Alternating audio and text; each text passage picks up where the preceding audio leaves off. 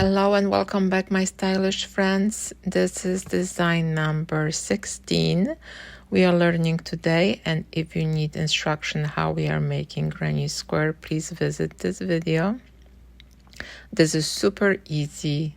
We are making 3 rounds in the same color, which will be our main color yarn.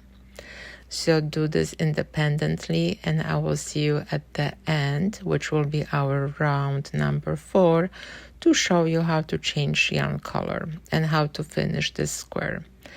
This square looks simple, but it's a very nice design when you're using only this design in your blanket, and I will show you that in the end. And as you see, I do start my granny square rounds a little bit differently. I'm changing the direction for a moment. So technically I'm working in rows, but you can use your method. I believe this design will work well with any method you have. So this is my round of row number 2. And again, I'm just using my main color yarn to go around, and I will do the same thing for round number 3. And we are done with round number 3. And now is the time to select the contrasting color yarn and making sure that the design you want to make, it's a design you want. There is 2 different options. First option will be to change yarn color right away and make the first cluster with the contrasting color yarn. And then we will alternate those colors around the row number 4. So does not matter which color you start. You need to make one cluster only, and you need to change yarn color. So you either change yarn color on your first cluster or your second cluster, but you will be alternating clusters around and carry non-working yarn all around as well. So this is when you start option number 1, changing yarn color. And let me show you now how to change yarn color with the option number 2. So with option number 2, you are not changing yarn color on your first cluster. You're working until you need to change yarn color on your second cluster. So before you finish your third stitch, which will be your second double crochet, you change yarn color. And the principle is the same. You carry non-working yarn around, and you're making one cluster only, and you're changing yarn color all the time after each cluster.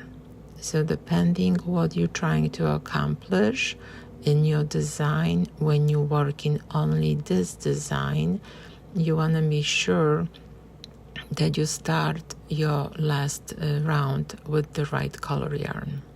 So the design is super simple. How I said, you just have to remember you're changing yarn color every cluster.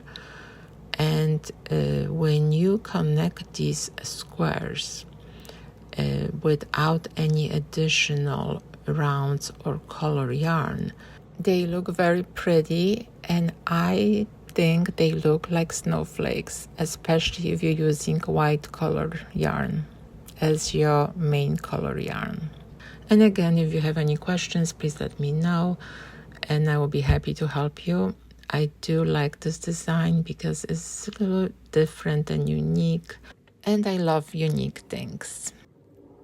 The ending of this round will depend to how you want to connect your granny square.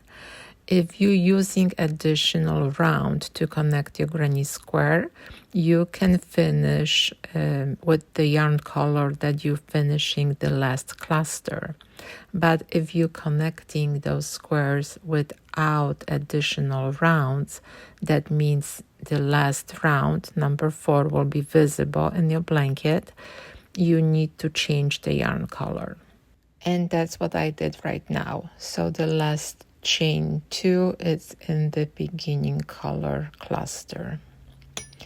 Okay, we can cut the yarn and hide the ends. I do like using the sharp needle for hiding my ends because that will allow me to go in between fibers, and the secure connection is less visible also, and you can wash your garment or blanket and that connection will stay in place. And we are done. You can reverse the color, you can connect the seam snowflakes, I will call it, or you can alternate them to make them a little bit bigger, visible in your blanket. So let me know if you like this project, and thank you so much for crocheting with me. If you connect to the same main color, you will have little zigzag in between. If you connect with additional just one color, you will have white small snowflakes. But when you connect this design that we just make with two different colors, your snowflake will appear a little bit bigger.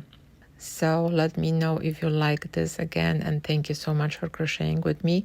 I really appreciate your support, and I hope you join me in my next project. We have a lot to learn, so have a great day now, and I see you next time.